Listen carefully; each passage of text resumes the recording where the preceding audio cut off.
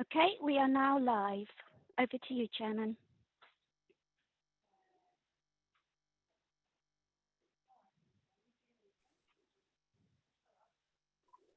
Eileen, you're on mute. Start again. Good morning and welcome to East Devon District Council's Virtual Planning Committee on 29th of July 2020. I am your chairman, Councillor Eileen Wragg. I would also like to welcome anyone watching the meeting via the live streaming. All participants here today are taking part remotely, and as well as being live streamed, the meeting is being recorded. So please bear this in mind throughout. May I remind you to be careful with your language, but I'm sure you don't need reminding of that. May I also remind members that the Code of Conduct applies throughout the meeting. We also reserve the right to remove and disconnect any participants who are disrupting the meeting by whatever means. As this planning meeting is dependent on internet connection and a power supply, in the event of a break in the internet connection or power cut, please bear with us as we try to reconnect. After 15 minutes, if we are not able to reconnect, we will consider the meeting adjourned and reconvene at a later date. Please check the committee page on our website for details. Please make sure all phones are turned off or on silent, and make sure all microphones are muted when you're not speaking to avoid any background noise levels. Keep points short and do not repeat points that have already been made, and do not interrupt. If you wish to comment, please raise your electronic blue hand and wait to be called. All councillors have been sent the agenda for today's meeting. Any members of the public who want to view the agenda can do so by visiting our website, www.eastdevon.gov.uk. We will now start the meeting by doing a roll call of committee members here present. Can you please now unmute your microphone, and when you hear your name, please confirm by saying present. When you have confirmed you are present, please mute your microphone again. Sarah, over to you. Thank you, Chairman. Councillor Colin Brown. Present. Councillor Sarah Chamberlain. Present. Councillor Andrew Coleman. Present. Councillor Ollie Davey. Present. Councillor Bruce DeSorum. Present. Councillor David Key. Present. Councillor Jeff Pook. Present. Councillor Jeff Pratt.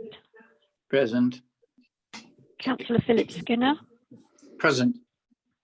Councillor Tony Woodward. Present.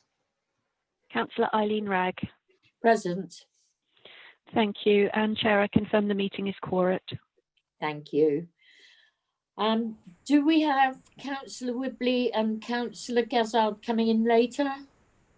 They have said they will be joining us later, yes. Thank you. They have a licensing meeting this morning, I think. Are they the only two?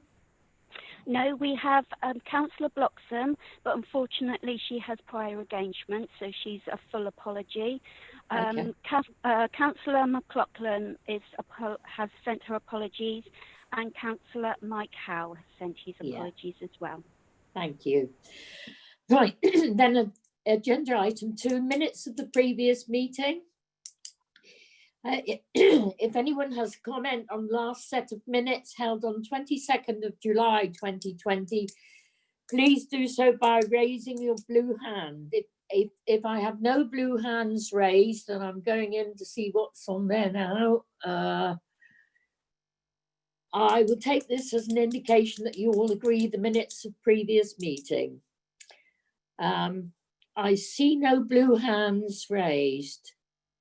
So those minutes, I take it, are agreed. Agreed? Agreed. Right. Agenda item 3, apologies. We've largely covered this, I think, haven't we? But I think there's Councillor McLaughlin.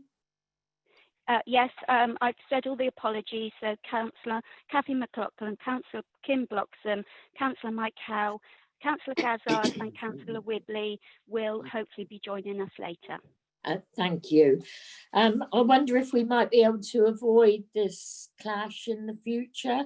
I know it's partly because we made our meetings for Wednesdays now rather than Tuesdays, but perhaps we can look at that in the future. Item 4, declaration of interest. Okay, I'll do this by roll call. So, Councillor Brown. None. Councillor Chamberlain. Agenda item number 9, just to advise that I'm a ward member for Farringdon. Thank you. Councillor Coleman. None. None. Councillor Davey. None. Councillor Desaran. None. Councillor Key. None. Councillor Pook. None. Councillor Pratt.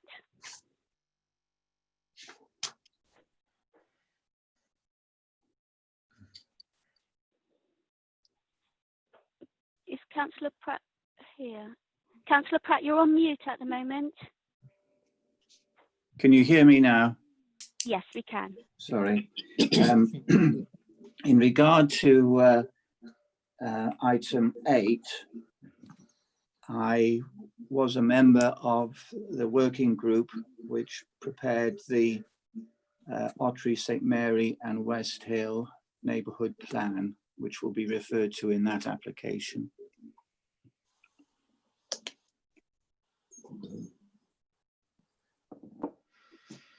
Councillor Skinner. None. Councillor Woodward. None. And Councillor Ragg.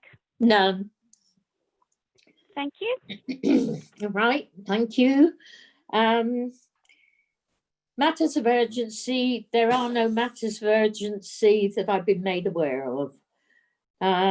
Item 6, confidential exempt items. There are no confidential or exempt items to discuss. Item 7, annual appeals report. Over to you, Mr. Rose. Thank you, Chairman. Morning, everybody. So this is the annual report that details appeal decisions and outcomes for the period from the 1st of April 19 to the 31st of March 2020. So it's a report that's before you to note. We bring it forward every year to give you an idea of, or to give you the details of the numbers of appeals we've received and our success or otherwise. The report details the numbers of appeals as assessed by the government. So it's those main applications. It doesn't include appeals against trees or certificates or enforcement because they're not counted in the government returns or stats. You'll see in the report that there were 52 appeals that we dealt with in that year. 39 of them were dismissed and 13 were allowed. So that was a 75% success rate. Which was up on last year and is greater, I'm pleased to say, greater than the national average, which is about 66% and above our 70% performance indicator. So we had a good year for appeals. You'll see from that there were 50 appeals dealt with by written reps, 1 informal hearing and 1 inquiry. The other purpose of the report, other than to give you those details, is to see if we can pick out any particular trends that are emerging of appeals that we are losing or any lessons that can be learned. There aren't any particular trends that we've been able to find this year. The only thing to note, which I've been saying for the last year or so, is that it's becoming more and more difficult now to refuse applications for house extensions unless the harm is really significant. So that's about the only lesson again from these appeals from last time. You'll see the report details costs. So there were 6 applications for costs by appellants. 5 of those were refused by the inspectorate and 1 of those allowed. The costs appeal that was allowed related to the loss of the doctor's surgery at King Alfred Way. And you'll see in the report that we had to cover the costs of the appellant bringing that appeal, which was in the region of £5,000. We made one claim against an appellant for costs because we felt that they had no chance of success in the appeal and went for costs, but that cost claim was dismissed by the inspector. And there's been no award of costs appointed by the inspector.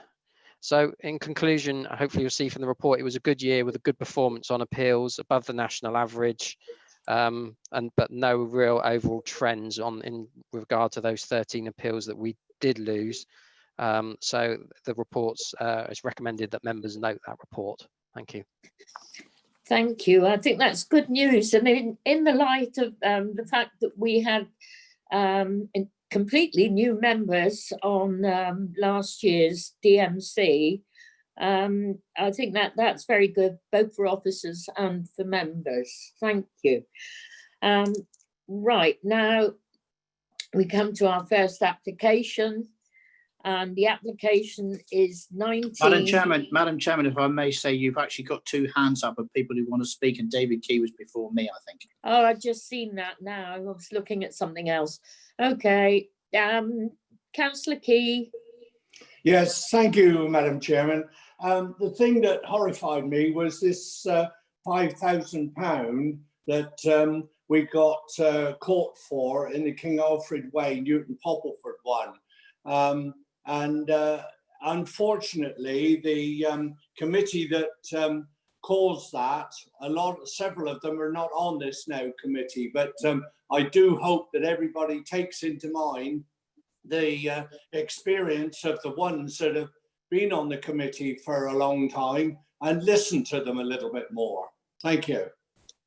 Thank you, Councillor Key. Councillor Skinner. Well, follow that. I think there was some political wrangling going on with that Councillor Key, but never mind, we won't go on to go on that. What I am appreciative of is that Mr. Rose is informing us of where we are. I don't think a 25% turnover is something to be shouting about. I think it's quite not very good at all. I think quite shocking, actually, from my opinion. Obviously, advice that was given obviously wasn't adhered to by members of this committee. There are times, of course, when things can be turned over. Don't have any problem with that, with a reasoned and argued debate. When you also lose an application on the basis there's costs set against you, obviously the advice that was given was quite strongly from the officers, and I would imagine from the chairman of the committee. It's a pity he's not here, because he could have perhaps corroborated in my thinking behind why these sort of applications came forward. So we do need to be mindful, but that doesn't mean to say that we're not subjective in our opinions, but we take sensible decisions for the right reasons in the way that we're going forward. Thank you very much. Thank you, and I'm quite sure that the members who voted, whichever way they did it because it was what they believed, and I take issue with the fact there was political wrangling. I don't think that's right at all. They did it because of what they believed was right. Councillor Pook. Yes, it's on the same subject, and whereas I think we've got to recognise that the advice of the officers is always good and in line with the policies and the general national policies. We've also got to accept that we are a committee, and we are there to put a different stress on our decisions, and therefore, although we should take very good cognizance of what the officers say, we shouldn't always be afraid to appeal if if we feel as a group of councillors there's a good reason to appeal, to let it go to appeal, or to review something where we think it might go to appeal. So 75% of the officers, but 25% sometimes we do need to stand our ground. I quite agree with you, Councillor Pook. Well said. Now we go to the first application, which is 192832, full application, land to the south of Rockbeer Hill, Marsh Green. And we'll hear, first of all, we have Mr. Foster. Is Mr. Foster present? Mr. Nigel Foster, is he in the meeting? He is. Thank you. Okay. and we have Mr. Hugo House, Councillor Daly we know is there, and Councillor Bailey we know is there as well. So,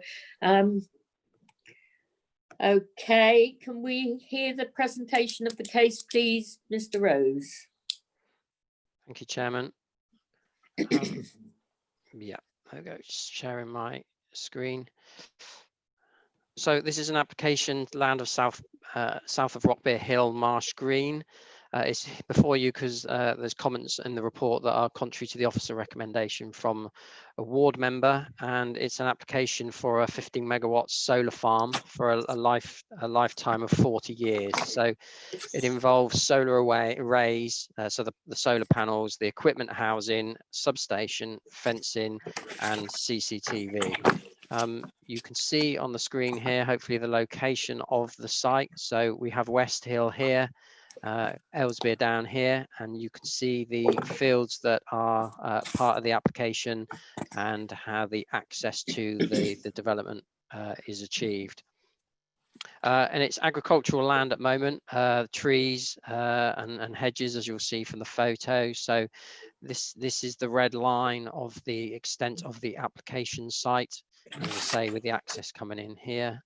And these are this is in sort of overlay of the layout of the solar panels. So you can see the fields where the panels are proposed, and you can see also that there's a copse that's proposed to be created. So it's surrounded by fencing, and there's 4-meter high CCTV poles at various points, which is not unusual for these sort of solar farms. And you can see that these are traditional sort of solar panels on stilts raised off the ground slightly. And there's some cabins around the site as well. So, and this, as I say, these are the layouts. So you can see from this that there's a number of trees in the site, so those are there to be retained. They've moved the solar panels around to retain those trees and hedges that are on the site at present. They've done a shading plan so that we can be sure that none of the solar panels are under the trees or impact on their future. And again, here's the layout, and there's quite an extensive landscaping scheme proposed in terms of retaining all of the hedges, planting up the hedges, retaining some of them at a height of 3 meters or so, more new tree planting, and then the creation of this copse. And these are the photos, unsurprisingly, agricultural fields. So we're looking north here. So you look back towards some residential properties, and you can see the level of the site that falls down from pretty much from north to south. And you can see the tree boundaries and hedges to the fields. This is one of the key views I'll show you in a moment. At the moment, this is looking back to one of the few points, if the only point, from the public highway where you'll be able to see the application. So there's a field gate up there that you can look back down on the application site from, and you can see at the when we went out on site, certainly the site's used for grazing. And if I just move on, yeah, so this is that one view, main view that you get through a field gate up on the road to the east. There's no lay-by or anything here, but there's a field gate, and the application involves this field in here running down to this field here. So from this point, you would see the solar farm until the hedge is grown, or you would see the solar farm. The hedge is proposed to be grown and supplemented, but this is the one point from the public domain where you would be likely to see the solar farm from. So in terms of the report, you'll see in terms of the principle of development, strategy 39 of the local plan very much strongly supports renewable energy. So in terms of principle, there is support for solar farms across the district, but that needs to be balanced against policy EN 13, which seeks to protect the best and most versatile agricultural land, and that's agricultural land that's graded 1, 2, or 3A. And in this case, part of the site, about 55% of it is 3A agricultural land. The rest of it is 3B or implanted up as woodland. So there's a balance here between the benefits of the renewable energy, the solar panels, and the loss of that agricultural land. And the report goes into detail on that, and it also details alternative site search that's been done. So if there is a loss of agricultural land involved, we go through a process of seeing if there are alternative sites where that could be located, so that we don't result in the loss of the that best agricultural land. There's always a requirement with these facilities, though, that they have to be within a certain distance of a grid connection, and in this case 2 kilometres. So that does restrict the area of search that the applicant can go through, and it is usually material to an inspector that it's not the case that every solar farm can connect to every grid. They need consent from Western Power. That's often limited because of the facilities and the connection points. So they have a connection point here. It's within 2 kilometres of it, so that's that is an acceptable search area for them to carry out. Within that 2 kilometres, there is a agricultural land of grade 4, but it's partly in a quarry, and it's got poor access, shading from trees, and near a residential property. So that's understandably been discounted as an option. So officers, you'll see from the report, are satisfied that this is the best option within 2 kilometres of that connection for the proposal. And as I said, inspectors will give weight to the availability of that connection. In addition, you'll see in the report that the 3A grading isn't, it's sort of separated out between the fields. So it isn't as simple as one field is 4 or 3B and one is 3A. It's sort of mixed throughout the fields, which makes it difficult to divide up the field in terms of moving the solar panels to avoid the grade 3A, and also makes it difficult for farming in terms of if the whole field isn't 3A, it doesn't necessarily get farmed for that benefit. And the panels will whilst they'll prevent the use of the fields for crops, as you can see from the photos, the site has been considered, it's been used for grazing, and it's been advised by the applicant that that grazing will continue under the panels. And in addition, the solar panels, it's a 40-year consent, but they are reversible, so it's not as if the agricultural land would be lost forever. So you'll see in the report there's a balance here that the temporary loss of the fields from crop use is considered to be justified given the benefits of the solar farm, the support from Strategy 39 that's which the preamble says we should give significant weight to renewable energy projects. There are environmental benefits from this proposal in terms of the increase in the planting and the protection of the trees and a longer term management plan. And there's support in the NPPF for renewable energy. So it's considered that for those reasons, the benefits of the solar energy outweigh the temporary use of these fields from crop use. In terms of the visual impact, other than this viewpoint here and this public viewpoint and the views from some surrounding properties, which are private views, it's not considered that the proposal will have a harmful visual impact, particularly given that planting that's proposed, the copse that's proposed, and the applicants agreed to a 25-year management plan for all of that new planting and the existing trees and hedgerows on the site. And you'll see from the report that the landscape architect has been involved in the proposal and is happy from a visual impact perspective. With regard to amenity, there will be long range views of the site from some residential properties, particularly upper floors. But in all cases, as you can see from this, there are fields that separate the residential properties from the solar farm. So they're longer range views, and there's no right to a view. And there's also planting proposed. There will be some views back towards this field in particular from this group of properties down here. But again, they aren't public views and they're across fields that have some planting. But from the main road surrounding the site, you are only going to get glimpsed views at worst, and that would make it hard to justify a refusal in terms of the visual impact. As I mentioned, there's this 25-year management plan in place. You'll see from the report that the airport originally raised concerns about glint and glare from the panels, but that's been addressed by the applicant, and the airport have now withdrawn their objection. And you'll also notice there's been quite a lot of debate or discussion with Natural England about the appropriate assessment and ensuring that there's no negative impact on wildlife. And I can advise that in the last few days, we've received confirmation from Natural England that they've withdrawn their objection and they're supportive of the appropriate assessment attached to the report and the conditions that we put on there to mitigate impact on ecology.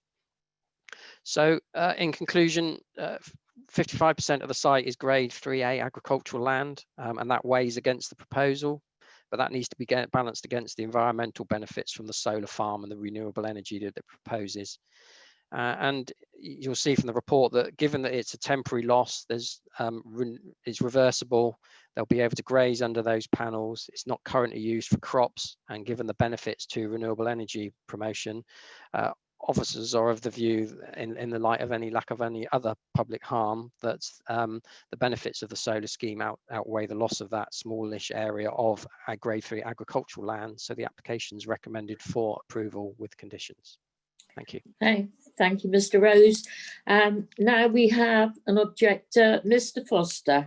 Mr. Foster, when you're ready, you will have 3 minutes to make your representation, and you'll be warned 30 seconds before the 3 minutes is up that your time is coming to an end.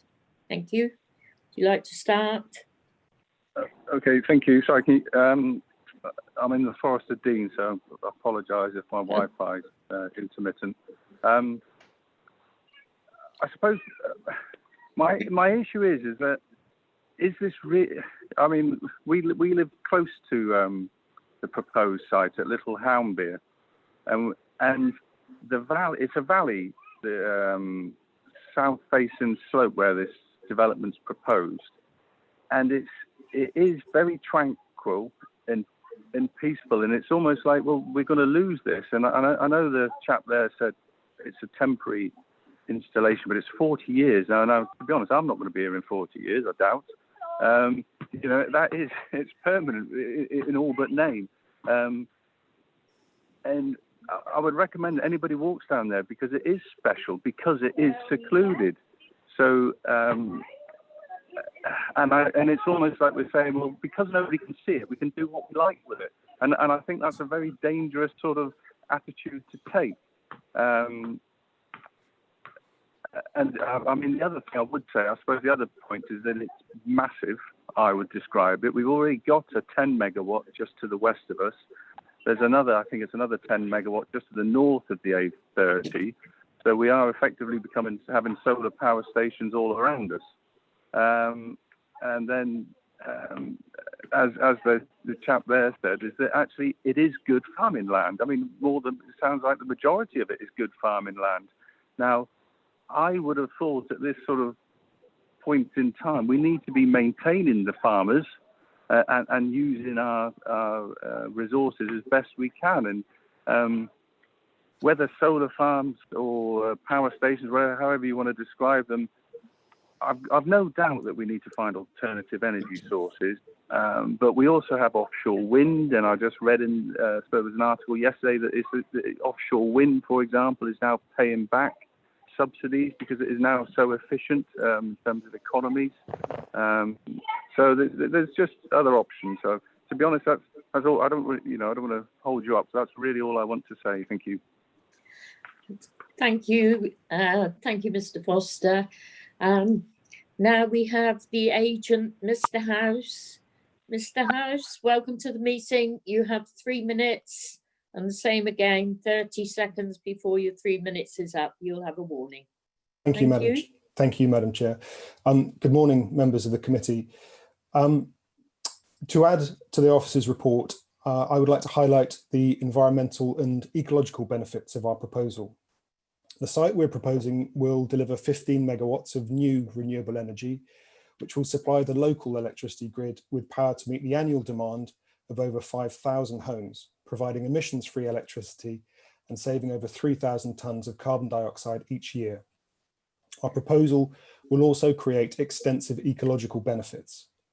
All of the existing trees and hedgerows within the site will remain and be safeguarded throughout the life of the project. We will plant over 2,000 broadleaf tree saplings, which will create 5 acres of new native woodland. The proposal will also introduce a wildlife corridor linking the existing areas of woodland and the new woodland planting, which will improve the connectivity between the habitats. The existing field boundary grassland will be protected and complemented by sowing an appropriate mix of native grass and wildflowers around the panels, providing food and habitat for pollinating insects, which supports the wider food chain. As we've heard from Mr. Rose, the site is currently grazed, and our proposal is specifically designed so sheep can continue to graze, providing a practical method for managing the land and helping to ensure agriculture continues at Houndbeer Farm.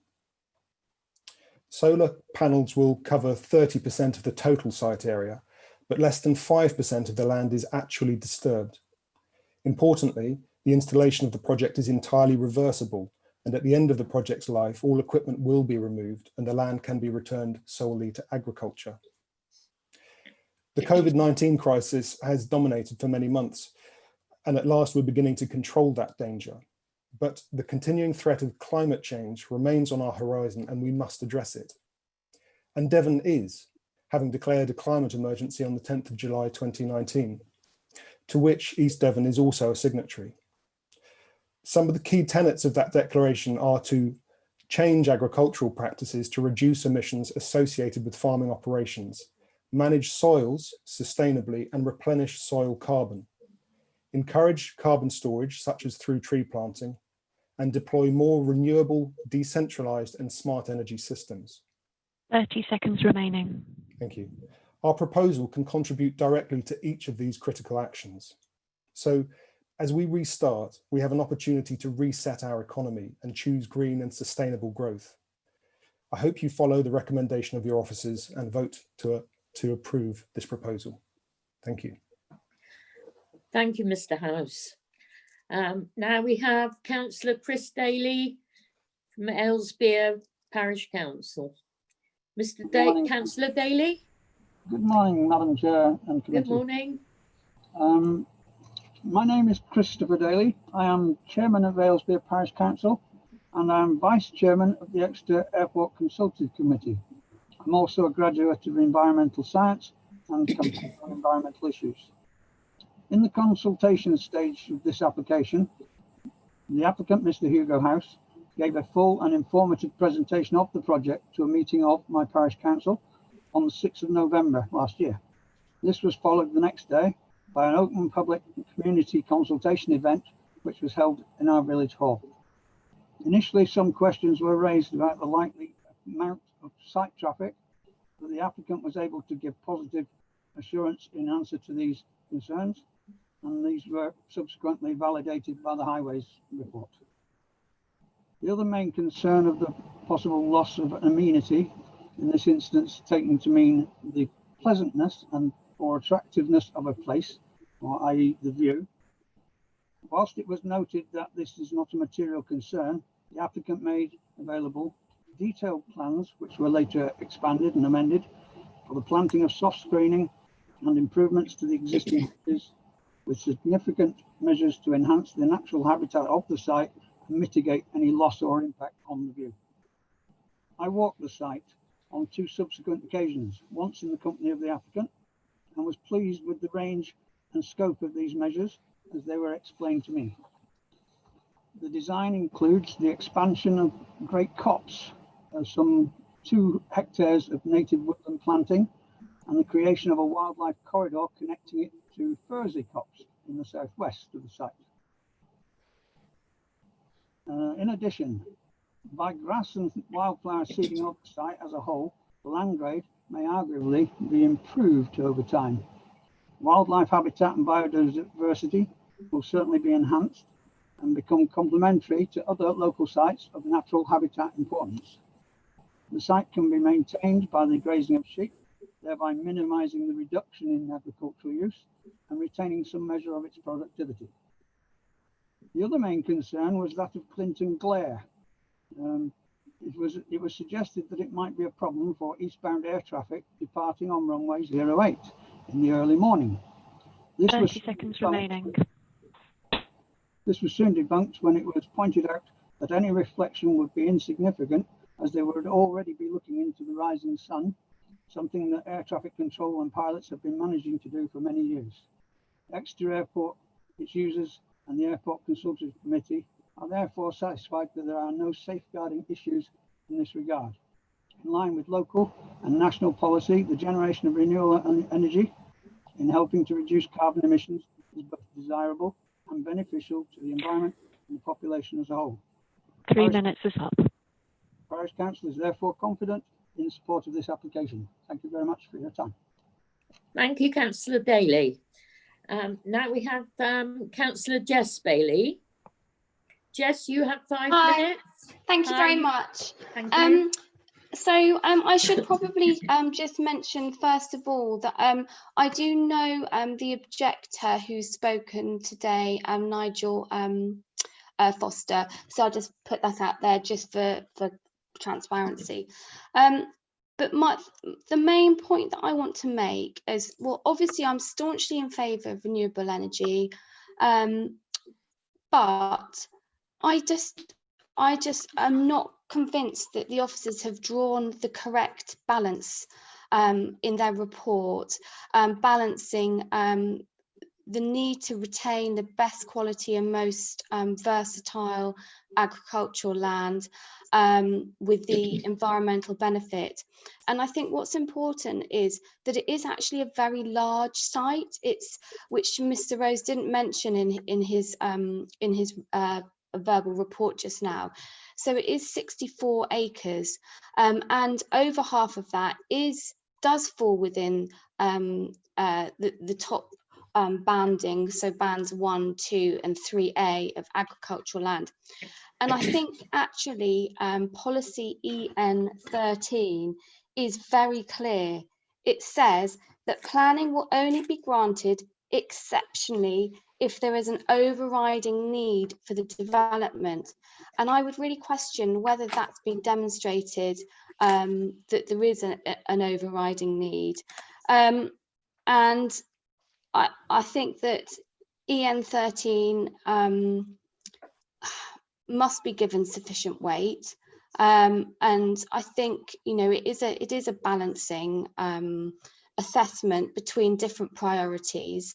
But I think, we have to be mindful of the potential need for the best quality agricultural land.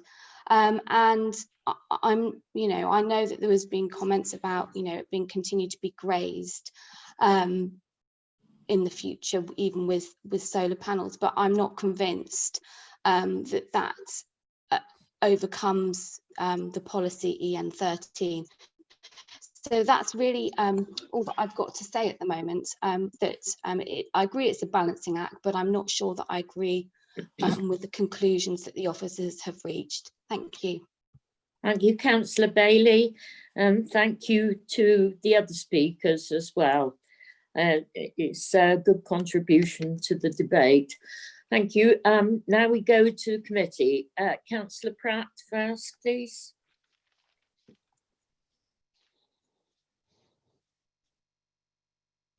Thank you, Chair. Can you hear me? Yes.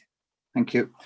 In regard to policy EN13, Councillor Bailey is quite right to say that there is a protection clause in there effectively. However, as far as the agricultural land, particularly the 3A grade, it appears that the current use for that land is for grazing, and I believe it's grazing for sheep. And it is it's been said that the current use will continue.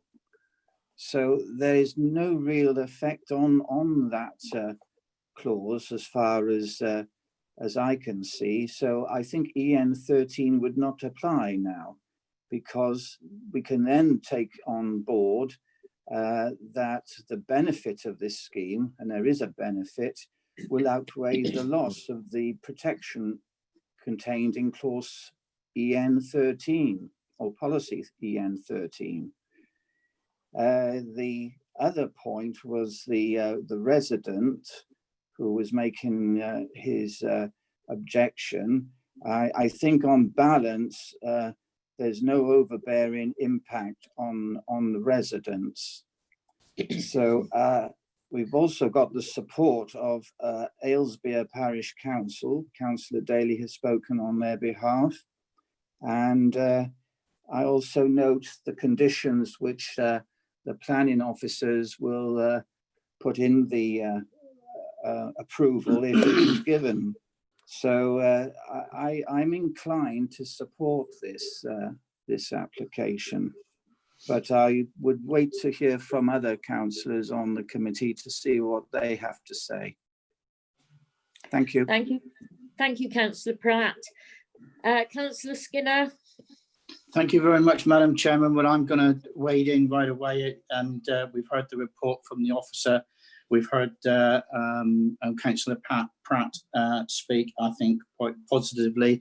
I've encouraged by the parish council, who are also in support of this, and I'm going to make a recommendation of approval. The reason why I'm going to make a recommendation of approval is because what we need to be doing as a local authority is, if we're going to stand up to say that we want to see climate change and we're going to drive that agenda, applications like this are going to come along, and applications like this need to be looked at in the whole, in the right way, and given the weight that is due to these sorts of applications. Energy is a massive issue regarding not just East Devon, but also the whole of the country. We are low on energy at certain times in the UK, and renewable energy and clean energy like this in this sort of environment is absolutely something that I just feel that I can get behind and support. One of the reasons when people are trying to talk about saying, where do we put such schemes as this, and why on particular agricultural land? If we want this energy process to take forward in the climate change, we have to accept the fact that there's a balance between agricultural land and the use of agricultural land for other diversification and other uses. And as Councillor Pratt quite rightly pointed out, in actual fact, sheep can actually graze under this, so the loss of agricultural land is mitigated to be almost non-existent. That's that. The second thing that's really probably one of the things that's the driver as to why these applications are put around Wimple, and as the gentleman spoke earlier and said, we've already got a 15 megawatt scheme fairly near me, is because at Wimple there's a massive substation, power substation, where these particular schemes have to feed into. And it's no good them being too far away from these substations. So there is the balance between what we're going to see as clean renewable energy, and that balance between how that's going to work with the environment. And that's a very, very clear, and I understand Councillor Bailey's viewpoint, but that balance has to be made. And do you know what? We have to stand up and make decisions, because that's what we have to do. We're a planning authority to ensure that we're driving that particular agenda. So on that basis, I make my recommendation of supporting this application, make the recommendation for approval, Madam Chairman. Thank you. Happy to second it, Chairman. Councillor de Serme, happy to second it, Chairman, on the basis, as we heard this morning, that Natural England have now withdrawn their opposition to the scheme. Thank you, Councillor de Serme. Next, we have Councillor Pook. Thank you, Chairman. It's almost just summing up what Councillor Skinner said. You know, we've got two main issues. The issue of the negative visual impact, when I think the officers have shown and the photographs have shown that these are mitigated. And we also have to accept that whilst it's a tract of open countryside, it's not protected in an AONB or anything like that. So I feel that the mitigation suggested is sufficient to go against the negative impact. The loss of agricultural land is more of a concern to me, but it's not in perpetuity. I know it's 40 years away, and possibly we won't be looking at it, but it's not in perpetuity, and there is going to be grazing underneath anyway. So I think that's partly covers that. But I think the important thing is solar sites, they've got limited opportunity where they can be sited. They have to be somewhere relatively close to a major substation. Food production, although it needs good land, there's many more opportunities for food production in the, than there are for suitable places for solar sites. So although personally, I'm not in favour of the industrialisation of the countryside, and this is what I consider this sort of an industrialisation and urbanisation of the countryside, I'm certainly not in favour of that. But when you look at the environmental concerns and the zero and carbon zero carbon targets and considerations, I have to support the application. So I will be supporting it when it comes to the vote. Thank you. Lovely. Thank you, Councillor Pook. Councillor De Saram, now, if you have anything to say that's different, please say it, but please try to avoid repetition.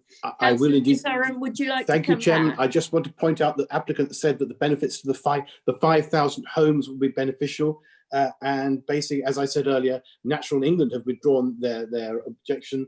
Therefore, I am happy to second this. Thank you, Madam Chair. Thank you, Councillor De Saram.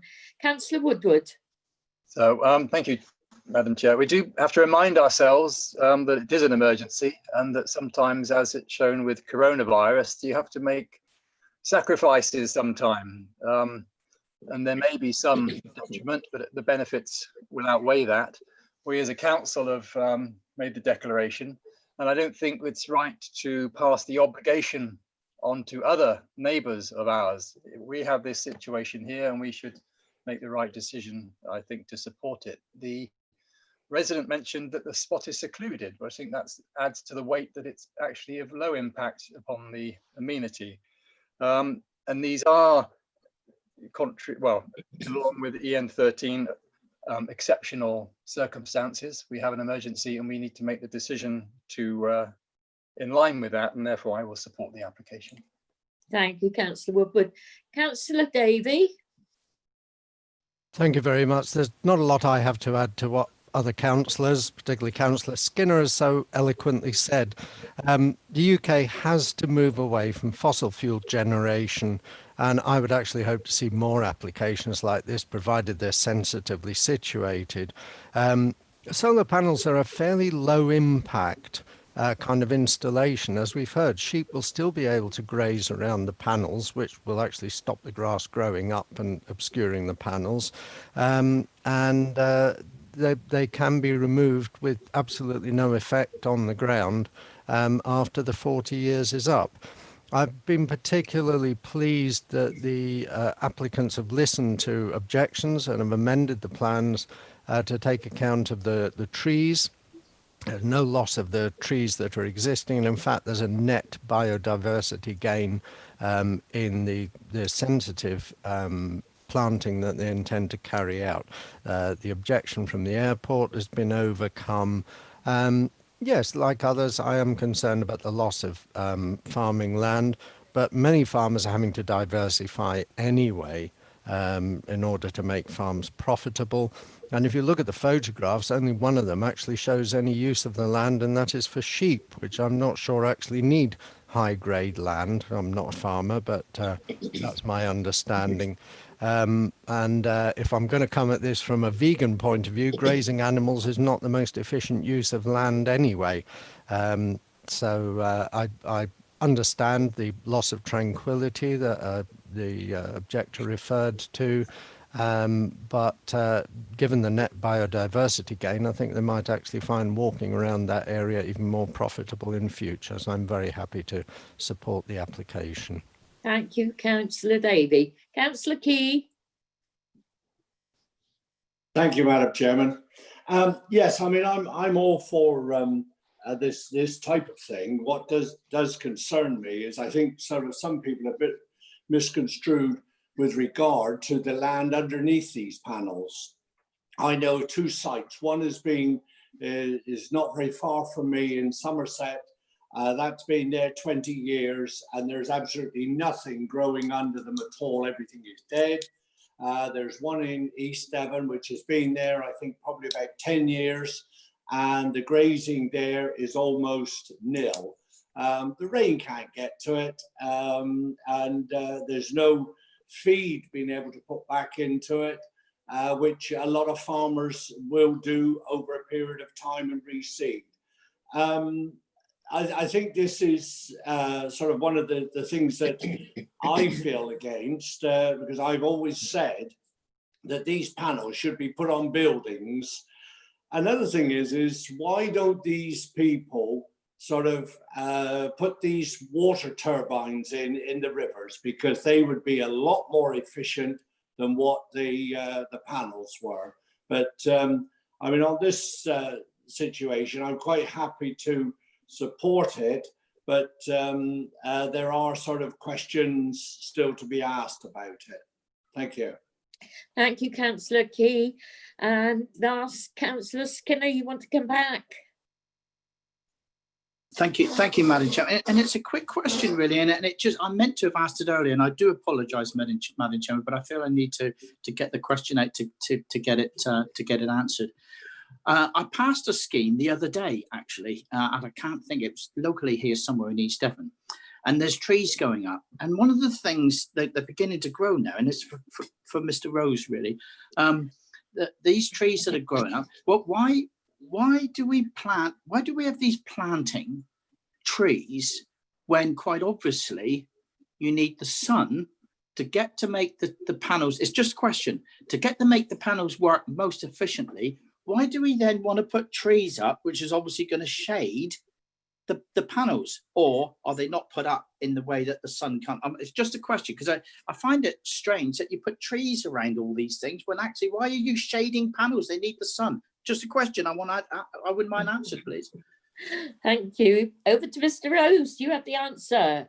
Well, only that there's, as members have discussed, there's a balance here between supporting the renewable energy and protecting the visual impact of the countryside. And the screen in front of you here shows the trees on the site and the shading. So the applicant's putting in more trees, but putting them in positions where they can be sure that they won't overshadow the panels and therefore result in a loss of energy production. So it's just that straight balance between ensuring that that their visual impact is minimised against maximising the use of the fields. But in this instance, the applicants demonstrated that they can put that planting in when it won't impact on those panels.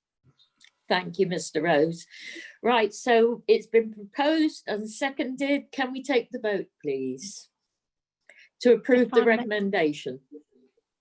If I may, Chair, just to clarify, that the recommendation is in two parts for this one, the land south of Rockbere, Hillmarsh Green. You have, when your name's called, the two parts are that the appropriate assessment attached to the report be adopted and the permission be approved with conditions. So if members could indicate that they are for the motion to approve, against the motion to approve, or they are abstaining from the vote. Thank you. Councillor Brown. For. Councillor Chamberlain. For. Councillor Coleman. For. Councillor Davey. For. Councillor De Sarum. Approve as per the appropriate assessments and the appropriate conditions. For. Councillor Key.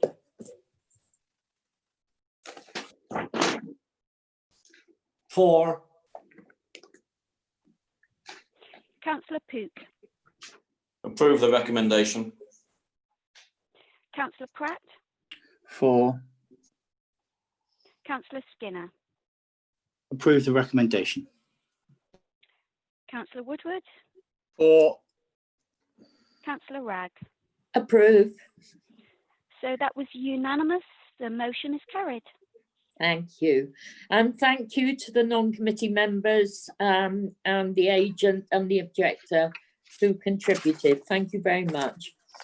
Now we move on to the next application, which is 200550 outline Slade Barton, Payhembury, Honiton. And at this point, welcome Mr. Andrew Paley and Councillor Tim Cox, who've registered to speak. Are they both in the meeting? They are in the meeting. Hopefully they can hear us. Right. Mr. Paley, can you hear us? Good morning, Chair. Good morning. You all. Welcome to the meeting. Thank you for coming. You have 3 minutes to speak and you'll be told 30 seconds before the end of the 3 minutes is up that the time is coming. Thank you. Off you go. Good morning, Madam. Sorry, Tim, Chair, if I Chris may, Rose we should need be to have first. Councillor Rose to present the Oh, matter. we do indeed. Otherwise, we won't know what it's all about, will we? Mr. Rose, would you give your presentation, please? Thank you, Chairman. Yeah, so this is an outline application with all matters reserved. So we're looking at the principle of development here, and it's a proposal for up to 9 dwellings, some B1 and B2 floor space, so employment floor space and farm office. And there's also a car park proposed for the village. And you'll see from the photos and the layout, well, this is the site. You can see the relationship to the settlement. It's in part commercial use and part agricultural use at the moment. And as I say, you can see it in the relationship to the village of Pay Henbury. So at the moment, we've got agricultural buildings on this part of the site, and we've got employment buildings at the front. And this is the indicative layout that is proposed as part of the application. So you can see dwellings on this part of the site, and totaling 9, farm office, and then we've got employment units here and a relocated car garage that's on the site at the moment in a new unit here. And you can see the car parking for that, and a extra car parking area for the village to serve the facilities that are here that's been offered by the applicant. So you can see some photos there of the context of the surrounding village, and we're quite central to it. Sort of more detailed layout. So again, residential along this element, the relocated garage, business units, and car parking. And these are the photos at the moment. So you can see the agricultural buildings there, and you can see the engineers' car garage here, and you can see its relationship to the road and the town again there. So you'll see in the report that most of the report is dedicated to the principle of development. And to start with, the redevelopment of the site for those employment uses is supported in principle and supported by policies in the local plan and the neighbourhood plan. But you'll see from the report that there's no built-up area boundary for Pay Henbury. So it's been classed in the local plan as an unsustainable settlement. So the local plan hasn't identified it for any housing growth. But in the neighbourhood plan that's made, there's a settlement boundary that's put around the village. And within that, the policies in the neighbourhood plan support infill development of 1, 2 and 3 bed houses. But that policy and this site is outside of that settlement boundary. So it's been excluded. It runs across the other side of the road. So outside of that settlement boundary. And the relevant neighbourhood plan policy says that residential development adjoining the settlement, so that's what this site would be supported, but only if it complies with strategy 35 of the local plan, where it's an exception site. And exception sites are where there's a need for affordable housing, so we allow development to happen to bring forward that affordable housing. So that's the exception. So the principle of development of this site, or the residential part of it, is acceptable in principle, but only if it accords with strategy 35 of the local plan. That's what the neighbourhood plan says. And strategy 35 says that to be an exception site, there needs to be a need for affordable housing demonstrated. And you'll see from the report here that the housing needs survey from 2019, quite unusually for East Devon, showed that there was no affordable housing need in this area. There have been proposals in adjoining parishes, but that housing needs survey showed that there wasn't any need. So therefore, the proposal fails on that part of strategy 35 because there needs to be a need for affordable housing. And equally, the strategy 35 says where there's a need, 66% of the affordable units need to be provided on site as affordable housing. And in this case, the applicant is providing no affordable housing on site. So the proposal fails strategy 35 on those 2 points, the lack of need and the lack of on-site affordable housing. The applicant has offered a financial contribution, but that strategy 35 doesn't allow for financial contributions. And even if we did secure financial contribution, as I say, there's no need been identified locally that contribution could go to. And in effect, that would potentially result in more development outside the settlement boundary being developed to spend that money.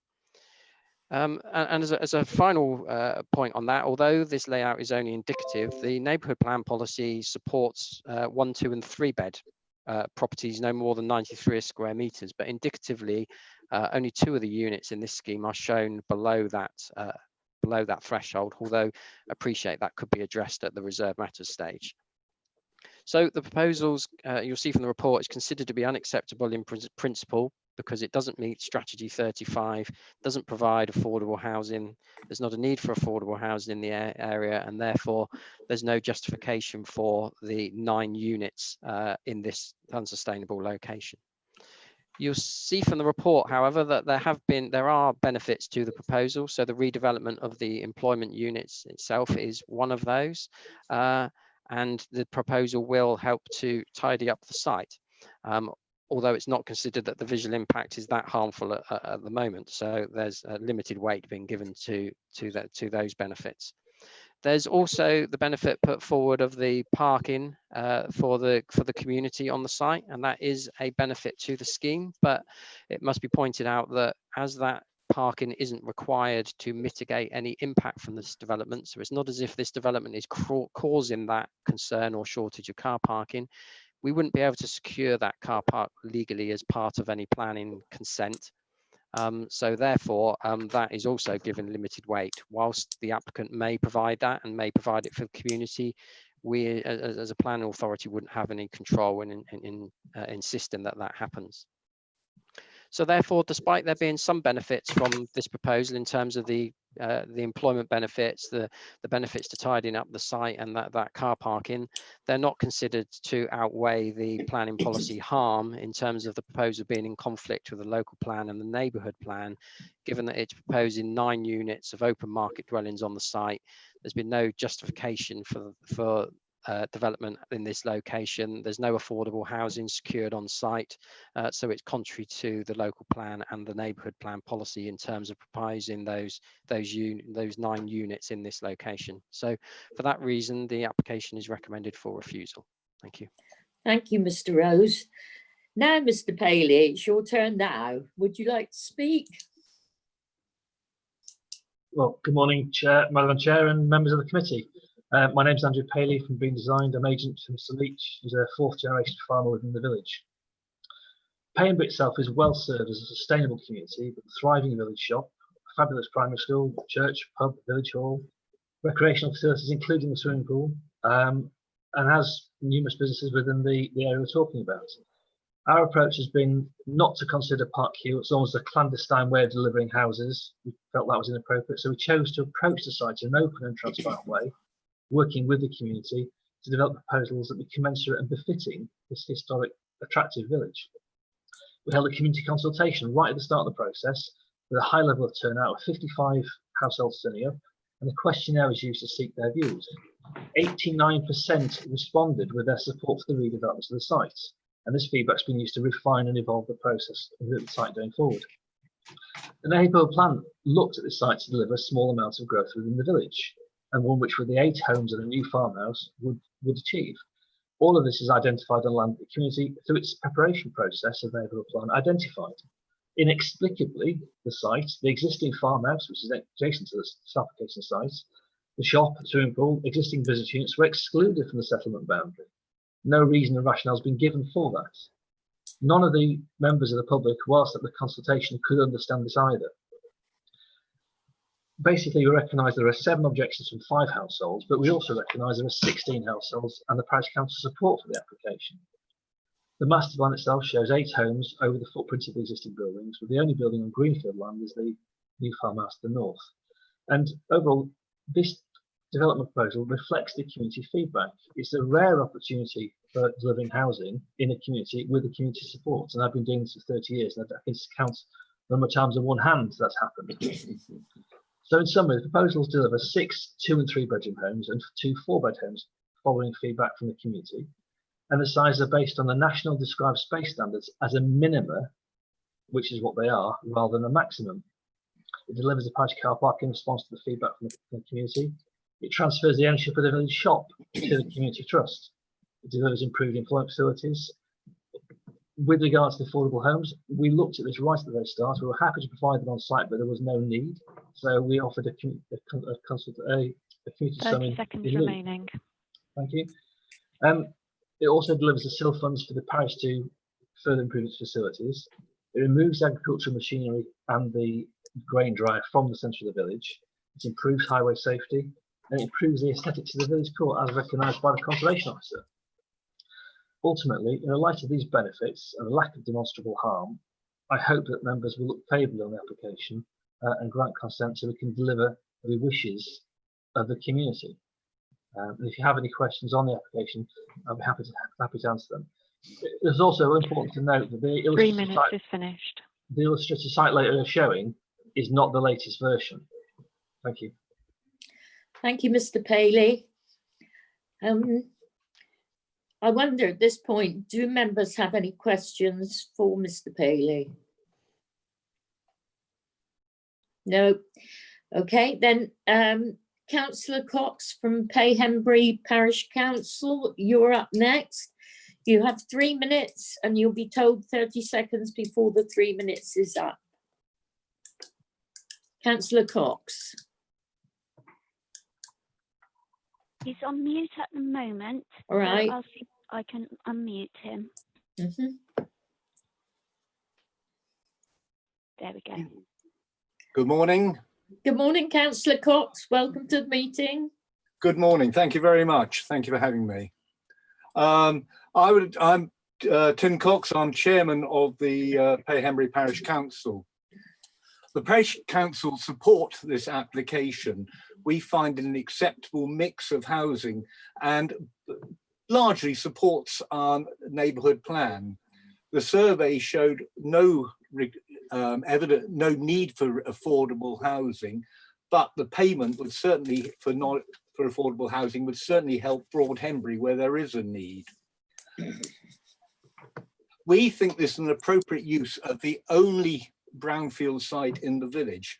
The EDC state this is outside the settlement plan, but that's because they vetoed us including it within the settlement plan in our neighbourhood plan.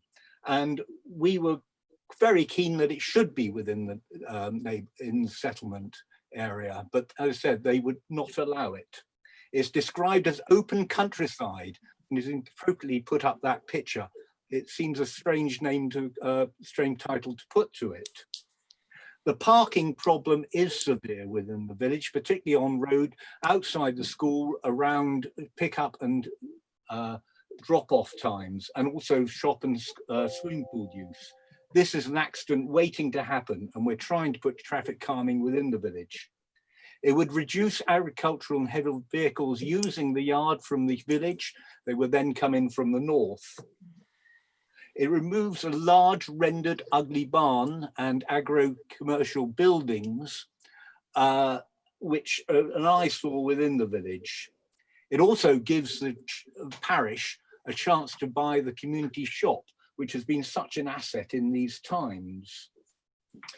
As has been stated previously, it's got great support within the village. There are few objections, one of which has been withdrawn from Slade Cottage because of rearrangement of the parking. We do have some worries, mainly about the increase in traffic and the use of the Greenfield site for new homestead. But it's the increase in traffic, and we do wish to put in more 30 seconds remaining in the village. Thank you. And but unfortunately, Devon County are not being very cooperative. So to summarise, we support it and feel this is an exercise in democracy, whether the wishes of the village are outweighed by the EDC. Thank you very much. Thank you, Councillor Cox. Right, committee, Councillor Pook. Madam Chairman, I'm the ward member. Oh, beg your pardon, Philip. I'm looking at the hands on the screen. You are. Would you like to speak?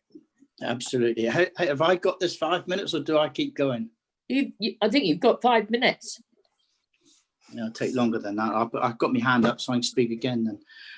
This particular application, members, is absolutely supported by the community. Of course, there are one or two daters, there always will be. I don't have a problem with that. You can actually see from what the comments of what the parish council have said, working very much with the applicant. Got a wonderful applicant who's very much engaged, third generation of landowners in this village, who is trying to do the best thing and see this village evolve. It's a great shame for me that when we talk about neighbourhood plans, that when you involve the village like they did, they involve them talking about where they see the village growing into the future. On a brownfield site, you think everything would tick the box. And if you look at your papers, as quite rightly as the chairman pointed out, and I'm just going to read out, Madam Chairman, if yourself and members will bear with me. And it says, further comments received 3/6/20. It's underneath consultations. It says the neighbourhood plan for Payhenbury was developed with the support of the community. Absolutely was it.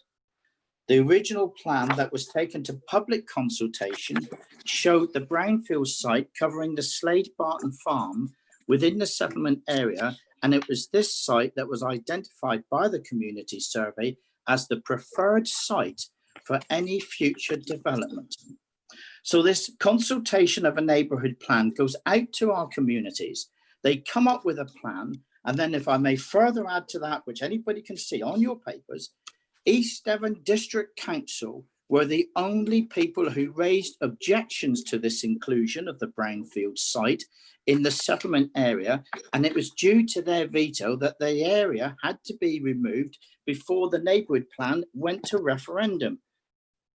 Now, I hope we got very good reasons why we've done that, Madam Chairman, because if we're going to have a neighbourhood plan engaging in the community to engage in that process, of which Payhenbury has done, and there's a wonderful, wonderful village atmosphere in Payhenbury, in trying to get something good, in trying to encourage and promote the shop, give an opportunity to own the shop, opportunity to have the employment land of employers that are already there, SE Autos are there, that employment, taking away a big grain drying plant out of the middle of the village, and see this grow in a way, working with the community, working with the landowner to get something really good. Right opposite this site is the village school, and just where you see the picture at the moment, the blue car, just if you were to walk the bit that's out of the picture, you walk to the church and the pub. This is at the very heart and the essence of this community wanting to evolve and grow in a way with the community. This is not developer-led, this is community-led. And here we are with a policy that says that we didn't want it in the neighbourhood plan, our officers. I find it disgraceful. I'm going to absolutely go against this recommendation. I'm going to support this recommendation. And this is absolutely what we want our communities to be doing, is engaging in the process, engaging in the neighbourhood plan process, and developing their own communities. There is absolutely no reason why this would be turned down. As far as the affordable housing element is concerned, and I might, if you could bear with me, to refer to the officer, housing strategy officer, Melissa Wall. And on the third paragraph, it says, under the local plan, Payhenbury is grouped with Broadhenbury, Orliscombe and Plimtree. No, it's not. It's grouped with Broadhenbury, Payhenbury, Plimtree and Tallerton, because that's my ward. That's the ward that it's grouped with, and Orliscombe has a current housing needs survey, although it's outdated. So it's almost irrelevant, but it's even not the right group. So from my perspective, I think that this application should be encouraged, it should be approved, and Madam Chairman, I'm going to make a recommendation of approval for this application, and we can have a departure of policy, if that's what we need to do, to ensure that this application goes forward. And as far as the £260,000 that is being offered up as an amount to go forward to mitigate against the housing, affordable housing in this particular village, I have Broadhenbury just up the road, who's absolutely in dire needs of trying to provide a housing need, which is identified in this document, and hopefully that funding could go towards to help Broadhenbury deliver the affordable housing in a neighbouring parish to Payhenbury. Thank you very much. Thank you, Councillor Skinner. Councillor Skinner's recommended approval, going against the recommendation. Is there a seconder, please? Yes, Councillor Pook. Councillor Pook, thank you. Mr. Rose, could we come back to you to answer any of the concerns raised by Councillor Skinner, please? Yeah, I don't know the background to the changes to the neighbourhood plan because it was done by our planning policy colleagues. I can only assume it was done because there was no evidence put forward of need for houses outside the settlement at that time. So they exclude. So the settlement boundary was excluded as it was. Now, I assume that ultimately that was a decision for the neighbourhood plan group to determine where they wanted to draw that settlement boundary. And the report in front of you from officers, from my perspective, from planning, is just following those policies in the neighbourhood plan. That policy in their neighbourhood plan says that if you are outside of the settlement, then it needs to comply with Strategy 35, and this proposal doesn't. Now, saying that, Councillor Skinner is quite correct that you can depart from that policy if you want to. You can make an exception, but all I would ask is you put forward, and I think Councillor Skinner started to do that. You put forward those reasons why you feel that you want to depart from that policy in this particular circumstance, and I think Councillor Skinner has started to do that in terms of the mention of the community needs and the shop and tidying up the site and benefits from housing and the contribution, etc. So I think that can be made, but the reason behind the recommendation in the officer's report is we're following those policies in the local plan and the neighbourhood plan as they've been made, and those policies are clear that there should be affordable housing needed and affordable housing provided, and it's not. But as I say, if you want to make an exception to that, you can, but we would just need the reasons for that. Thank you. Thank you, Mr. Rose, that's helpful. I have a question as well. Councillor Cox said that Devon County Council highways had not been particularly helpful, but I don't see any consultation with Devon Highways, with the Highways Authority in the papers. Were they consulted? I don't think they've actually, I don't know whether they've been consulted about this development. We've certainly been in a lot of conversations with them concerning putting speed reducing measures in place, but probably not, it probably wouldn't be in connection with this development. Right. Thank you. Can I just say that the East, sorry, I can't remember them, Mr. Rose, the East Devon officer who's speaking, we fervently, I was on the neighbourhood plan committee, and we tried very hard to have this area included within the settlement plan, and it was refused. Madam Chairman, as a matter of order, Mr. Cox has spoken and should not be applied again. Yeah, I think we've heard. Right, we go to Councillor Pook now, who's supported the proposal against the recommendation to approve this application. Councillor Pook. Thank you. First, we should recognise that we have a local plan, and our officers are there to hold up the policies of the plan. So, Mr. Rose, he presented the policy and the positions properly and correctly, and he was also correct, and he said it's not acceptable in principle when considering the policy. However, if we look at the other side, it is fully acceptable in principle when considering the local preferences, the requirements regarding housing, improving the village and employment. So whilst Mr. Rose is correct in that, I think his exact words were harm to the local plan policy, it's certainly not harm to the environment, the neighbourhood aspirations and the community. I accept that even if it was if it's looked at as an exception site, because of the fact that there's no housing need through the survey, it couldn't comply there. But there's no reason why the applicant can't put forward their own proposals and offer those houses as affordable through local a covenant on the ground to make them affordable and acceptable to and usable by local people only.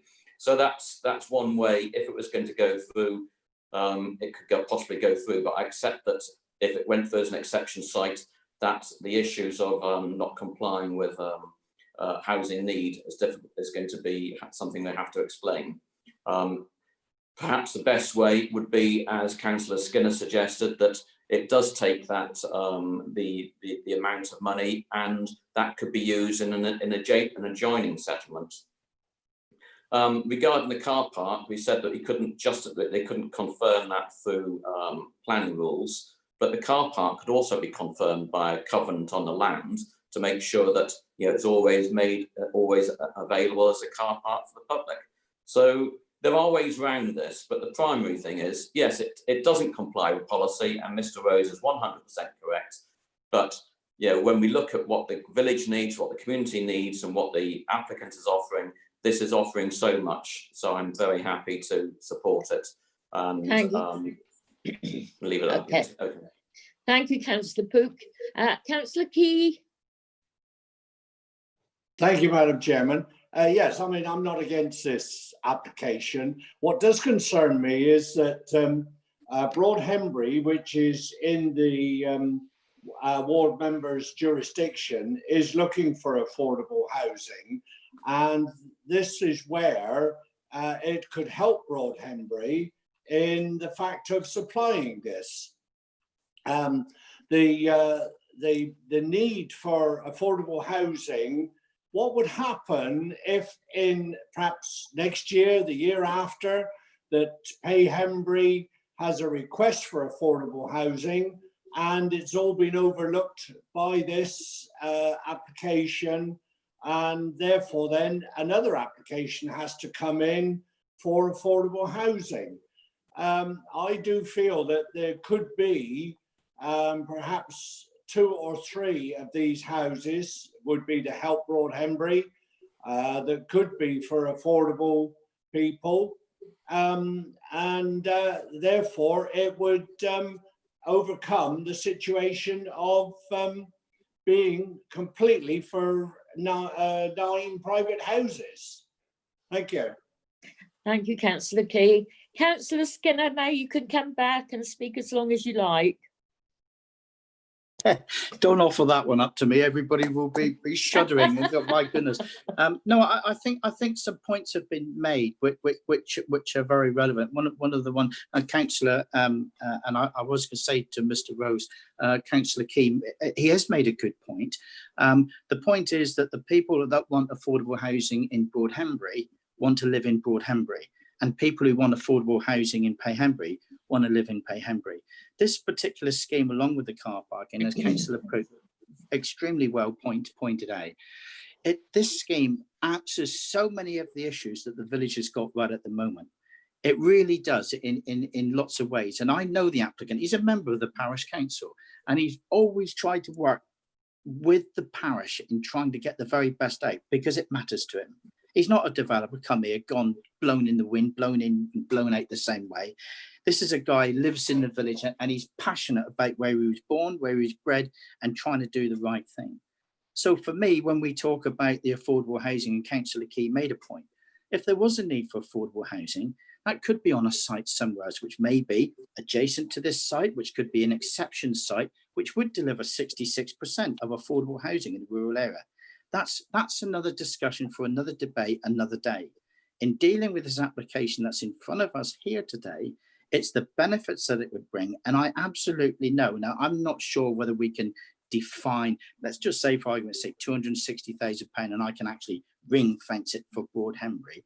But I would like to think that if Broadhembury was trying to do a scheme, and how difficult these schemes are to get together, that something like this could mitigate. It has a double-edged effect in delivering, Payhembury delivering its needs and its aspirations in what it wants to deliver, and Broadhembury that could be in theirs. And I'm not sure if I'm talking out of turn, Madam Chairman, by saying that I could actually, or we as a committee could ring fence that money for Broadhembury, because they're trying to bring a scheme forward. And that actually means that in some respects, we're almost saying, without an application even coming from Broadhenbury, that we're accepting development in Broadhenbury. Well, we're certainly not yet, because an application's not come forward. But what I do know is discussions and talks that are going on for that money to be going towards affordable housing in the area, let's put it that way, then would be absolutely key and vital to seeing the success of other schemes where the affordable housing is needed. I'll leave my point to that. Thank you, Madam Chairman. Thank you for letting me speak. Thank you. I wonder if we could go to Shirley to address some of the issues that have been raised regarding covenant conditions, etc. Shirley? Yes, Chair. In relation to a covenant on the land for the car parking, that is a private matter. We cannot require a landowner to provide a covenant for Little Guard. However, before we raise this, when we came to a vote, we would need to complete a Section 106 agreement to secure either affordable housing on site, but that's not something that's being proposed, or the affordable housing contributions that may be required, and any other contributions that may be required flowing from any approval in relation to this. Does that assist members? And we'd also need that to be delegated to the development control officers and ward members in consultation with ward members. Thank you, Shirley. That's helpful. Councillor Davey next. Thank you. This is a bit of a tricky one, isn't it? I don't want to undermine our own local plan by every time an exception site comes up saying, oh yeah, well actually it's wonderful.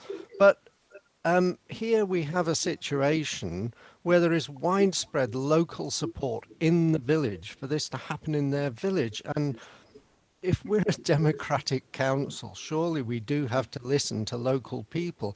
And it does seem a bit of a catch-22 that this is outside the boundary at the request of East Devon District Council, who are now faced with having to refuse any permission for further development of this site.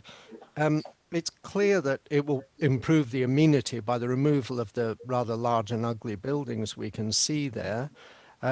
It just seems to be a strange anomaly in that in order to provide affordable housing, you've got to prove that there's a need for affordable housing. Yeah. But in order to provide housing per se, you don't have to prove any need. You just put them up and, as somebody once said, they will come. And I wonder why it's not possible to just build these houses, make some of them affordable, and they will come. And it could be a great asset to the village, but I realise we can't secure that by condition. It does trouble me that the houses proposed are relatively large and not the kind of thing that people would want for a starter home. But again, I presume we can't secure that by condition. The parking, as Councillor Puga suggested, could be a covenant on the land, but that's not something we can get involved in, and it then becomes a promise. And we recently discovered the value of developers' promises with the one in Newton Poppleford, which Councillor Key referred to earlier. But perhaps in this case, we shouldn't tar all developers with the same brush. Similarly, we can't secure the payment that's been offered. So it's a slightly balanced one, but given the overwhelming local support for this, I feel that it would be very undemocratic of us to go against that. Thank you, Councillor Davey. Councillor Pook, do you want to come back? Yes, it was really, thank you. It's just really to ask Shirley to just clarify, if the application came forward and the applicant had already put in or actually agreed that a certain number would be affordable and he'd put covenants in there, or he or signed a 106, even though the S1, the housing need didn't demand it. Is that possible? And similar with the covenant for the car park, if that was already agreed that they'd put it in, voluntary agreement. Is that not strong enough? Going back slightly, if it may help, Councillor Davies said it seems strange that to provide affordable housing you need to prove need, but to provide housing you don't. It relates to what the planning authority can require and what the developer is providing. In relation to affordable housing, we've had schemes whereby the housing need only required 50% of the dwellings to be affordable. However, the developer was undertaking to provide the whole scheme as affordable. But as part of our Section 106, we would only require 50% to be affordable. Now, a developer can provide a Section 106, which has obligations within it, and it is for the planning authority to decide whether they wish to accept that planning obligations, and if it's going to be a material consideration in coming to a determination for the application or not. So it really depends. We cannot require a developer to provide the covenant as to the car park, and we cannot require under planning the affordable housing contribution or affordable housing on site be provided. But if they are provided as a Section 106, then it is for members in the planning authority to consider whether that is a material consideration. Thank you for that clarification, Shirley. That's helpful. Councillor Skinner, you haven't finished yet.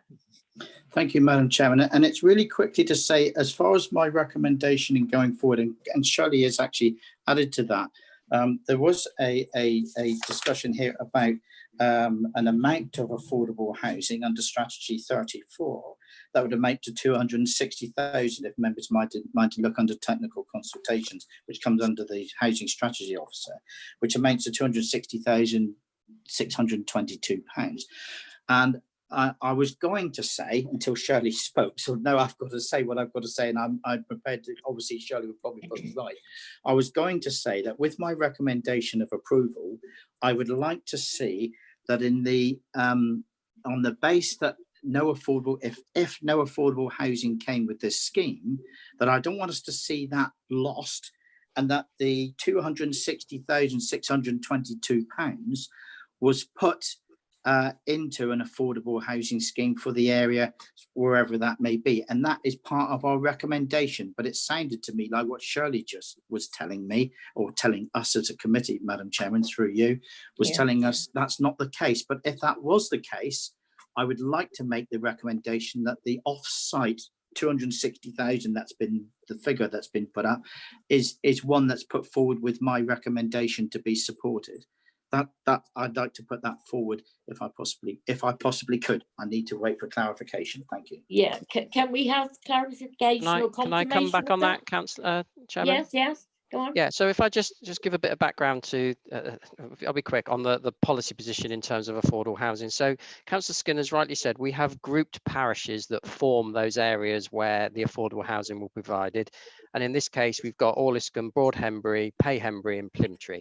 So those are groups. So we say that if there's a need in those areas, then affordable housing could go to any of those areas and it would serve that grouped parish. So in this case, if members feel that there is a need for affordable housing in Broadhenbury, for example, then that would justify putting affordable housing on this site. And the reason that we secure the affordable housing on site is because we as a council then have control over who goes in there, and we can be sure that it meets the affordable needs, housing needs. Whereas if we allow these developments to go to the open market, and I'm sure the applicant here has got the right intention and this isn't on their mind, but in planning terms, we've got no control over who moves into those houses, or that they go to local people, or you know, how they are sold and who occupies them. Whereas we do have that control when it's on-site affordable housing. So that's why we group the parishes, and that's why we secure the affordable housing on site, because we can have control over the occupiers. Just coming on to Councillor Skinner's point, you can make a recommendation. If you feel that there's the need for affordable housing in those grouped parishes, then certainly your recommendation would be subject to a legal agreement that secures that contribution. That contribution would then go towards housing and locally, and in this case, it would firstly be identified to go to that grouped parish of Orliscombe, Broadhenbury, Payhenbury and Plymtree. So that could be done, but my first point is members to be sure that they don't feel that that affordable housing should go on site in the first place. Thank you. Thank you. I think Councillor Skinner was disputing the grouping of the parishes. Is that a valid concern? Well, it's page 114 of the local plan. It groups Right. the parishes, and the Okay. parishes, Orliscombe, Broadhenbury, Payhenbury and Plymtree. They don't follow ward member boundaries. No, Right, okay. That's fine. Thank you for that clarification. So, Councillor Key? No, it's been answered, Madam Okay, Chairman, that's because fine. Olliscombe is now in the Dunkeswell and Otterhead ward. But Okay. it's been answered. Mr. Rose has Yeah. answered it. Yes, he has. Thank you. Thank you. Councillor Skinner, your hand's still up. It's just merely to say that on that basis, Madam Chairman, if we could, and how the procedure is going to go forward, I would like to, sorry, Councillor Rose, I was going to say, Mr. Rose has suggested, I would like to make the recommendation that we approve a recommendation with a condition that the 260,622 pounds has been worked out. I'm assuming that that's all above correct and everything, that actually is part of the recommendation. I would like to make that within my recommendation. Thank you, Madam Chairman, for Shirley's benefit. Thank you. Councillor Pook. Yeah, that was just, I think Councillor Skinner's covered that. It's just basically, so what Councillor Rose, Mr. Rose is saying is that because there's no housing need in Payhenbury, we've got to go to the adjoining parishes, and therefore what I support the amendment that Councillor Skinner is suggesting. Thank you. And can I go to Shirley to sum up? But before we go to the vote, I understand that some of our colleagues from licensing have joined during this meeting. Can Wendy confirm that, please? Yes, Councillor Gazzard has joined us and Councillor Whibley. Thank you. And because they joined during the meeting, they haven't heard the whole application, so they will abstain from the vote. Over to you, Shirley, to sum up, please. Thank you, Chair. In light of Councillor Skinner's subsequent amendment, unfortunately, we cannot have conditions that require payment of money, but I would suggest that the payment of the affordable housing contribution is covered under a Section 106 planning obligation, together with any other planning obligation. So if you would care to have your motion amended to approve the application and delegate the planning conditions and a planning obligations to the officers and ward members, that would be greatly appreciated. Yeah. Okay. Are you happy with that, Councillor Skinner and Pook? Absolutely. Yeah. Thank you. There is another element to the officer's recommendation that hasn't been highlighted. The motion, or the recommendation, should I say, was in two parts. And that the first part was that the habitat regulations appropriate assessment forming part of the committee report was to be adopted. And now we are also having that the planning permission be approved with the conditions and the Section 106 delegated to officers and ward members. So if members, when your name is called, would you please indicate whether you are for the motion to approve, against the motion to approve, or whether you are abstaining from the vote. Thank you. Thank you. Councillor Brown. Yeah, well, I'll be for it, provided we get the 106 agreed. Okay, so I take that as you're for the recommendations, yes? Yes. Yeah. Councillor Chamberlain. I'm for the motion to approve. Councillor Coleman. For. Councillor Davey. For. Councillor De Sarum. For the motion to approve the habitat regulations and to approve the application. Thank you, Chair. Thank you. Councillor Gazzard, I understand you're abstaining. Can I just take this opportunity to ask if you have any declarations of interest for the meeting? I'm abstaining and no, I haven't. Thank you. Thank you. Councillor Key. Approve. Councillor Pook.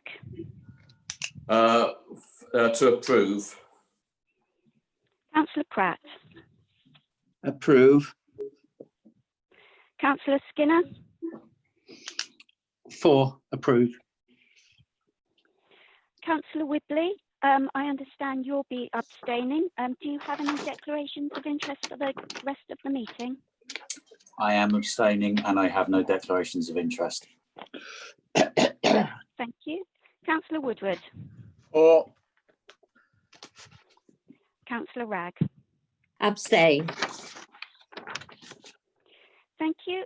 So with 1, 2, 3, 4, 5, 6, 7, 8, 9, 10 for approving and 3 abstentions, I can confirm this motion is carried. Thank you. Right. Now we move on to application 19-2834 outline and 20-0482 reserved matters, Hasta La Vista, Windmill Lane, West Hill. And you recall that this came to us 2 weeks ago. And welcome again to Mr. Paley. And before you speak, I won't jump the gun again. It's over to Mr. Rose, Honorary Councillor Rose, to give his presentation, please. Thank you. I don't know if that's a good thing or a bad thing. Yeah, so this, so we've got 2 applications before you again, an outline application and a reserve matters, both for a single dwelling. And as you mentioned, this was deferred at the 15th of July Planning Committee so that we could await the outcome of the business and planning bill in relation to the government's change of legislation to extend the timescales for the implementation of planning permissions. So you've got a joint report in front of you, as I say, outlining reserve matters for a single bungalow. And just to refresh you, so this is the site to the front of Hasta La Vista. There were trees and hedge boundaries along there. You'll recall that the tree was being protected from the development, and this was the layout for the single bungalow that they were proposing. And you'll recall that outline consent was previously granted, and they've now come in with a new outline and reserve matters for this bungalow on the site. That shows that the root protection of the tree would be protected, and this is the location for that building. So in terms of the outline application, the business and planning bill has been introduced, and I think it's in effect for the middle of this, the next month, sorry. And that does allow for any planning applications that expired from the 23rd of March until the 31st of December this year to be extended until the 1st of May next year. So in effect, they've got longer to implement those permissions. But in relation to this application, the legislation has confirmed that it only applies to applications that have expired after the 23rd of March. The original outline on this application expired on the 7th of March, so therefore they don't benefit from that extension to the timescale for the outline permission. So that original outline has now therefore expired. So members are entitled to consider the new outline application on the basis of those neighbourhood plan policies and whether they feel that the proposal is out of character with the area. However, you'll see from the covering report that we've done that actually the decision that you make on the reserve matters application is also material to that outline application. Because if you approve the reserve matters application, that in effect means that the applicant can build that house on that site for the next 2 years, or that bungalow, sorry. And if there's that consent in place, then that would raise the issue of why refuse an outline application on the site if there's already planning permission on there for a bungalow. But if you refuse the reserve matters application, then you could refuse the outline application if you felt it was contrary to the neighbourhood plan. But also you'll see in the report that we're limited in what we can consider in those reserve matters applications. We can't go back and consider the principle of development. All we're really considering are the appearance of the dwelling, which officers feel is considered to be acceptable and in character with the area. It's a bungalow, it's set back from the site, the planting around the boundaries and the trees going to be retained. So from an appearance of that bungalow perspective, it's considered to be acceptable. You'll recall from last time that the boundary planting is being retained, so it's not considered to have an impact on the neighbours. The site is lower and at a distance to the main dwelling, so there's not considered to be any concerns in terms of the amenity of the residents. And in terms of landscaping, the boundary treatment is being retained along with the tree. So you'll see from the report that officers are of the view that there's no grounds to resist the reserve matters application because its appearance and its impact is acceptable and we can't revisit the principle. And if that application is approved and allows a bungalow on the site for 2 years, then there wouldn't be justification in refusing the second outline application because the applicant has a fallback. So despite the business and planning bill demonstrating or clarifying that the applicant doesn't benefit from an extension to the timescale to implement the previously approved outline application, there are reasons here why officers are recommending approval of both applications. Thank you. Thank you. Now, Mr. Paley, when you're ready, you have 3 minutes. Thank you, Madam Chairman. I'll keep this very brief. We have looked at designing a bungalow for the site under the reserve matters application that does befit the area, and we endorse the officer's view of that. We've taken great care. As a resident of West Hill myself, I do want to make sure things are done properly. And ultimately, as the officers have said quite clearly, you can't revisit the principle, and we hope that this time you will support the reserve matters application. And then on the back of that, following on the officer's recommendations, support the outline. Again, if you have any questions, I'm more than happy to answer them. But I think the officer's done a very thorough report on this one. Thank you for your time. Thank you. Is Councillor Bailey here or has she left the meeting? She's left the meeting. She's left the meeting. Okay, then. Now, I think we'll take the reserve matters application first. Councillor Skinner, your hand is up. Thank you, Madam Chairman. That would be a surprise, wouldn't it? Well, you were having your hand up first. Yeah, that's a surprise. I just feel that when we last had this application come in front of us, I object to this sort of front garden development, and I absolutely uphold the neighbourhood plan and the policies and the way Councillor Bailey had spoken last time. I very much supported what it was that she had to say. The fact of the matter is we were waiting for a comment to come through, which we've waited for, which Mr. Rose has given us very eloquently, but it doesn't seem to be, on the face of it, going to make any difference to our considerations as we go forward. The sad part is I'm going to have to go with a recommendation of approval, and I won't be jumping the gun regarding of both parts, but I will be, through you, Madam Chairman, as you've quite rightly identified, taking one part of this two-part application first. I shall be going forward with a recommendation of approval, not because I particularly want to, but because we don't really have any choice. And the last thing I'm prepared to do is to put either our officers or this council or this committee under the subject of a planning inspector for us to nearly lose and then maybe have costs maybe go against us. That wouldn't be very prudent on the advice that's been given by Mr. Rose in front of us today. I don't see any material evidence that I could bring forward that could in any way inhibit this not being approved. So, Madam Chairman, reluctantly, I think I'm going to have to go forward with a approval with the recommendation. Thank you. Thank you. So you were actually making that second that. I'll second that, Madam Chairman. Thank you, Councillor Key. Now, Councillor De Sarum. Thank you, Madam Chairman. Yes, I have listened very intently to this debate. And as I said last time, each application should be taken on its merits. And I think clearly what we've been told is quite categorically correct, that there isn't any movement really with regard to this reserve position.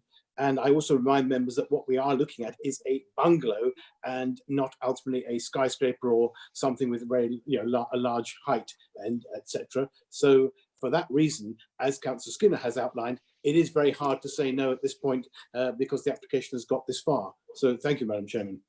Thank you. Councillor Pratt. Sorry, Councillor De Sarum, were you seconding that? Oh, no, it was Councillor Key, David Key, Councillor Key. Yes, he has. Sorry. Right, Councillor Pratt.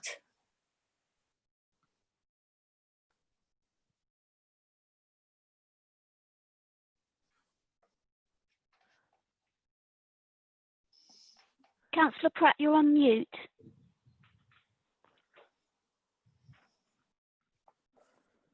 Sorry, can you hear me? Yes. Yes. I want to refer to the neighbourhood plan for Ottery St Mary and West Hill, and in particular, two policies which reflect on the West Hill area. West Hill is a woodland village, and the specific points I want to raise are as follows.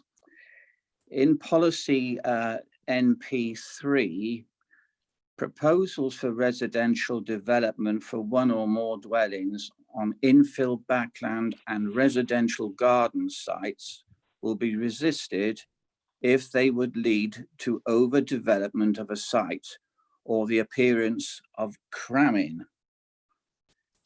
The other policy which I want to refer to is NP26, which says proposals for development should reflect the established character and development pattern of their surroundings and should preserve key features of the village, including trees, hedge banks, spacious gardens, and individuality between properties. Now, the officer's report on page 14, have I got that right? 1 moment, please. Sorry, on page 16, admits that the area of this site is limited in size. He mentions that on 2 occasions on page 16. And it is quite clear that with the vegetation on the front boundary adjoining Windmill Lane, this property, if it goes ahead, would be in difficulties with regard to the vegetation growing on that front boundary. So in this case, I'm not going to support, but I would wish to refuse the application. Thank you. Councillor Davey, I would say that the neighbourhood plan came in after the outline permission for this application was granted. Just a point I wanted to make. Councillor Davey. Thank you. I really am struggling to understand the procedural elements of this. I'm wondering how you can have a reserved matters application for an outline permission that has been expired. And I can only assume that the reserved matters application came in before the outline had expired. And therefore, as Chris is saying, we can't refuse that, or we would struggle because we can't refuse it on the case of the principle of the development. And therefore, we have to approve the outline. But I'd be grateful for some clarification of that. That's exactly what Mr. Rose said. Mr. Rose, would you offer any enlightenment? Yeah, you're quite right, Councillor Davey, that the outline is expired, so they can't put in any more reserve matters applications, but this reserve matters came in before it expired, so they can continue with that, and we need to determine it. And the point I'm making is when you get to the reserve matters applications, we can't go back and revisit the principle. We can only look at the details. There's no details here that officers find unacceptable. And therefore, if we approve this reserve matters, it means that the applicant's got 2 years in which to build this development out. So they have permission. And if they've got that permission, what justification is there to then refuse a second outline because they already have a fallback position in place? Yeah. Thank you, Mr. Rose. Councillor Woodward. Thank you.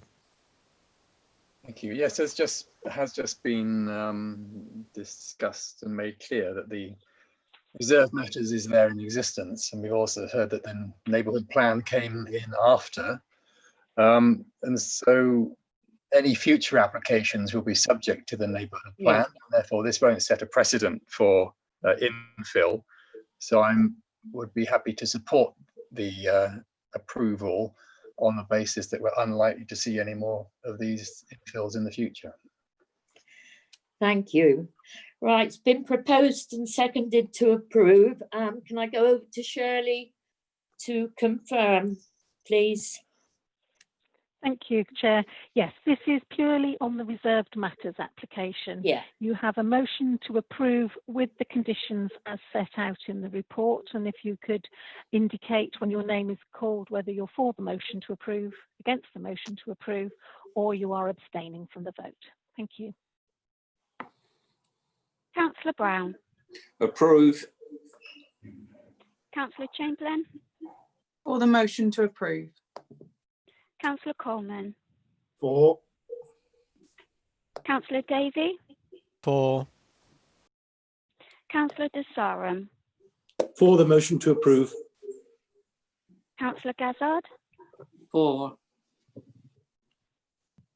Councillor Key. Approve. Councillor Pook. For the motion to approve. Councillor Pratt. Against. Councillor Skinner. For the motion to approve. Councillor Whibley. For. Councillor Woodward. For approval. Councillor Ragg. Approve. So with 12 votes for approval and 1 against, that motion is carried. Okay, thank you. And now we go to the outline. Do we have any speakers on the outline application, please? Philip Skinner. Well, somebody better take the lead, Madam Chair. I mean, somebody's got to make a recommendation and the like. Yeah. I don't think I need to drag this out any further. I think we all know where we are. It's being done through gritted teeth, really. But we are where we are, and what can we say? I don't think there's much more to add, really, Madam Chairman. I'm just going to propose the recommendation. Thank Happy you. to second it, Madam Chairman. That's Councillor De Sarum. Yes, happy Right. to second it for Thank the recommendations in the report. Thank you. And next, Councillor Gazzard. No, Chair, I'll put my hand up to support. Thank you.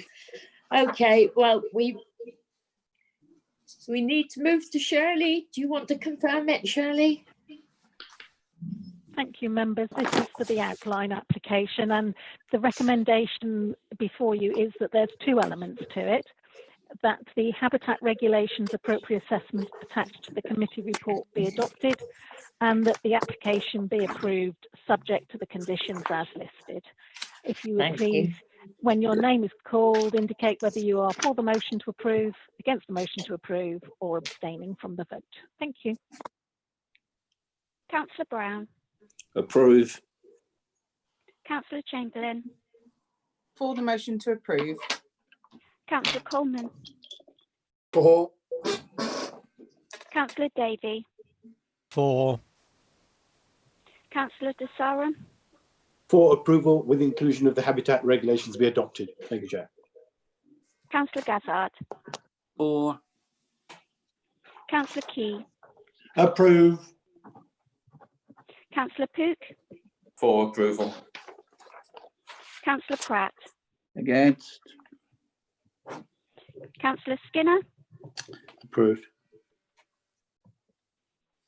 Councillor Whibley, Approve.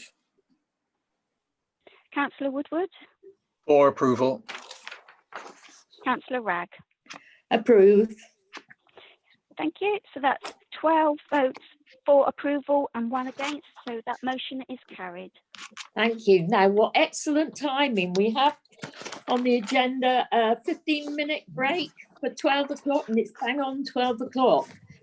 So if you're happy with that, we'll have a break and come back at 12:15. Thank you.